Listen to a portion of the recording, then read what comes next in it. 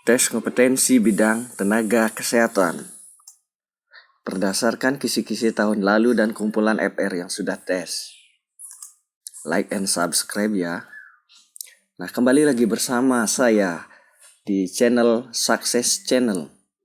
Nah, di sini akan membahas tryout SKB tenaga kesehatan, baik bidan maupun perawat.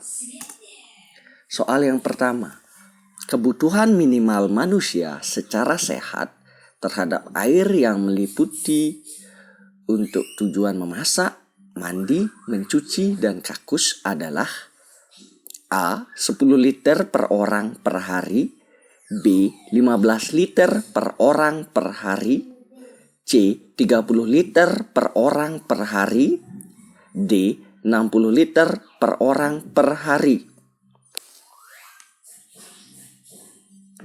Oke, kita lihat jawabannya adalah opsi D, 60 liter per orang per hari.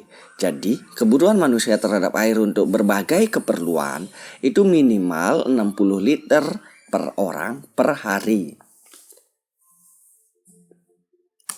Soal nomor 2. Gejala klinis yang sangat khas yang diperlihatkan oleh penderita keracunan oleh arsen adalah A.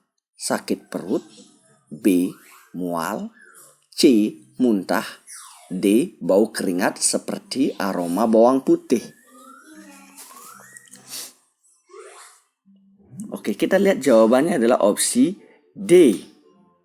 Bau keringat seperti aroma bawang putih. Jadi, bau keringat seperti aroma bawang putih merupakan gejala klinis yang sangat khas yang diperlihatkan oleh penderita keracunan oleh arsen. Nah, untuk sakit perut bukanlah gejala klinis yang sangat khas yang diperlihatkan oleh penderita keracunan oleh arsen. Jadi, gejala sakit perut juga diperlihatkan oleh penderita keracunan oleh logam berat lainnya. Jadi, bukan arsen di sini. Begitu juga dengan mual dan muntah. Jadi, jelas ya teman-teman.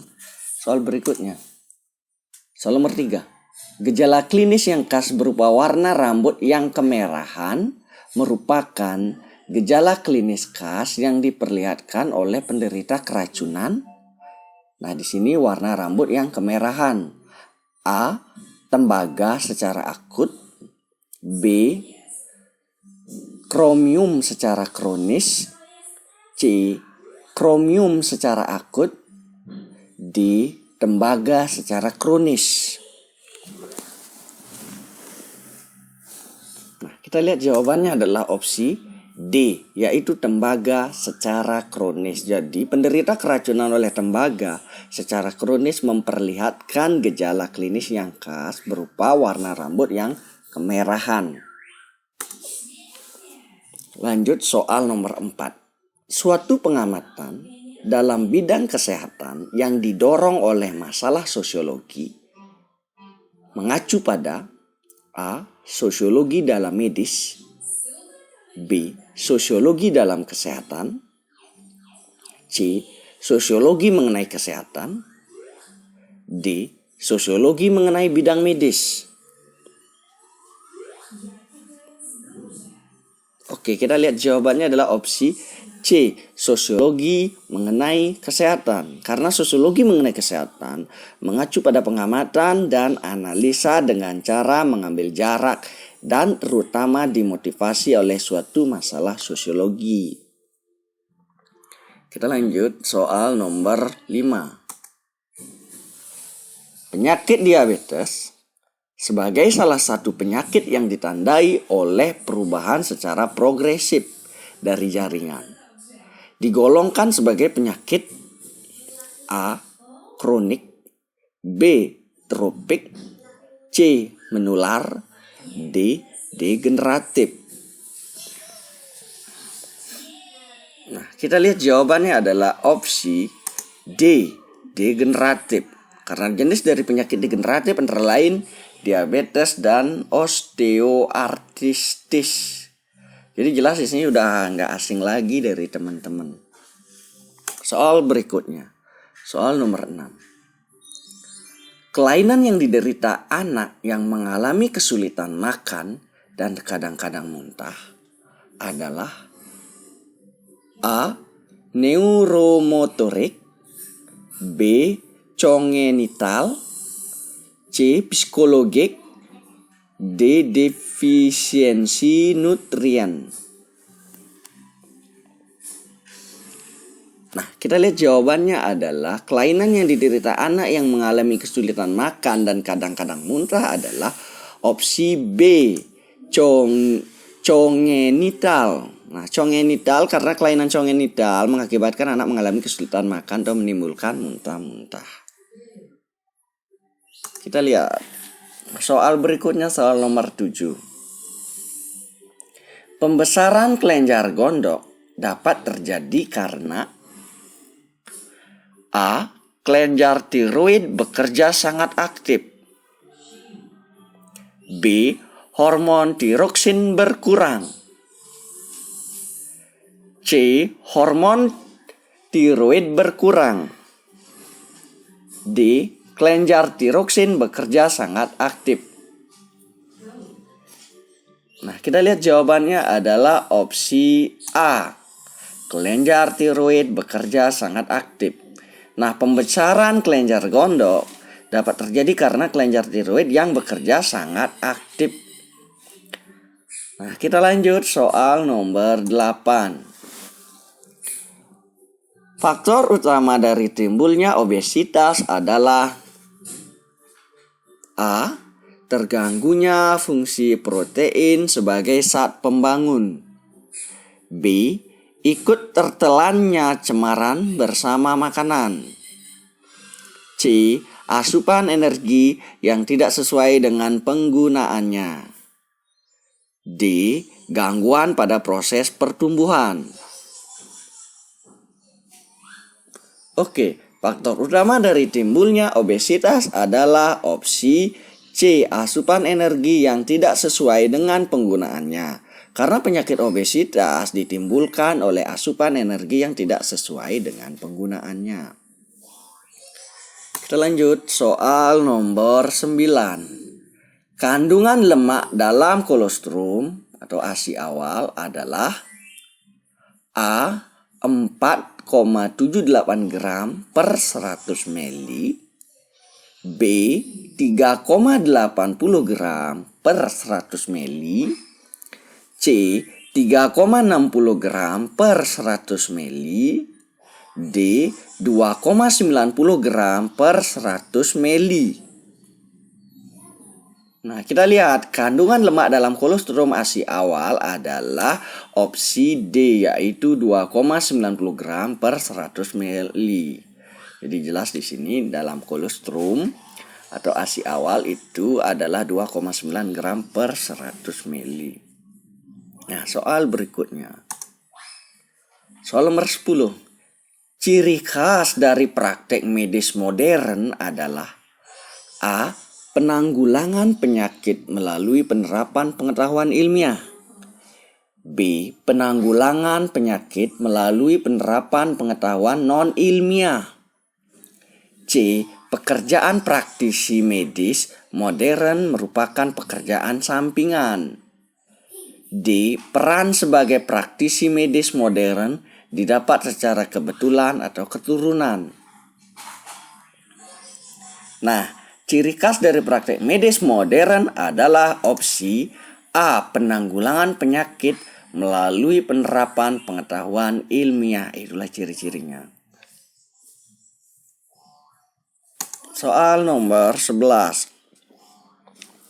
Penyebab tidak langsung dari defisiensi kurang kalori protein adalah yang pertama gangguan penyerapan, yang kedua konsumsi kurang, yang ketiga hambatan utilisasi. Nah, dari ketiga pernyataan ini, manakah yang menyebabkan, di manakah penyebab tidak langsung dari defisiensi kurang kalori protein? A. Jika 1 dan 2 yang benar, B. Jika 1 dan 3 yang benar, C. Jika 2 dan 3 yang benar, D. Jika semua benar. Oke, opsi yang benar adalah opsi B. poin 1 dan 3 benar. Nah, poin 1 dan 3 benar karena penyebab tidak langsung kurang kalori protein KKP sekunder adalah hambatan absorpsi atau penyerapan dan hambatan utilisasi atau penggunaan zat-zat gizi. Nah, untuk poin nomor 2 salah karena merupakan penyebab langsungnya, yaitu dengan mengkonsumsi yang kurang itu penyebab langsung. Kita lanjut soal nomor 12. Selain glukosa, yang termasuk ke dalam monosakarida adalah A. laktosa, B. galaktosa, C. maltosa, D. sukrosa. Oke, jawabannya adalah opsi B. galaktosa. Jadi selain glukosa, yang termasuk ke dalam monosakarida adalah galaktosa. Nah, galaktosa ini merupakan salah satu dari monosakarida. Nah, soal berikutnya soal nomor 13. Vitamin A yang aktif dan siap digunakan terdapat pada A. daging, B. wortel, C. pepaya, D. sawi. Nah, jawabannya adalah A. daging. Karena daging merupakan bahan pangan hewani yang mengandung vitamin A dan siap digunakan tubuh. Nah, ini ada kata-kata kuncinya itu siap digunakan tubuh. Soal nomor 14. Tiamin merupakan salah satu vitamin B yang sangat diperlukan untuk A. koenzim NAD, B. koenzim FAD, C. proses dekarboksilasi pirufat, D. proses sintesis kolagen. Jadi jawaban yang benar adalah opsi C, yaitu proses dekarboksilasi pirufat. Jadi tiamin merupakan salah satu vitamin B yang sangat diperlukan untuk proses dekarbolisasi pirufat. Karena tiamin dibutuhkan untuk proses dekarboksilisasi pirufat dalam siklus Krebs untuk menghasilkan energi. Nah, selanjutnya soal nomor 15. Jumlah kalori yang dibutuhkan bagi remaja laki-laki untuk memenuhi kebutuhan gizinya adalah A. 1.500 kalori, B. 2.000 kalori, C. 2.500 kalori, D. 3.000 kalori. Jadi jawabannya adalah opsi D, yaitu 3.000 kalori. Karena kebutuhan gizi bagi remaja laki-laki untuk memenuhi kebutuhan gizinya sebesar 3.000 kalori. Soal berikutnya, soal nomor 16. Keroptalmia merupakan penyakit yang disebabkan oleh kekurangan A. vitamin C, B. vitamin A, C. vitamin K, vitamin E, D. vitamin E. Jadi jawabannya adalah A. Jadi keroptalmia merupakan penyakit yang disebabkan oleh kekurangan vitamin A. Jelas ya. Soal nomor 17.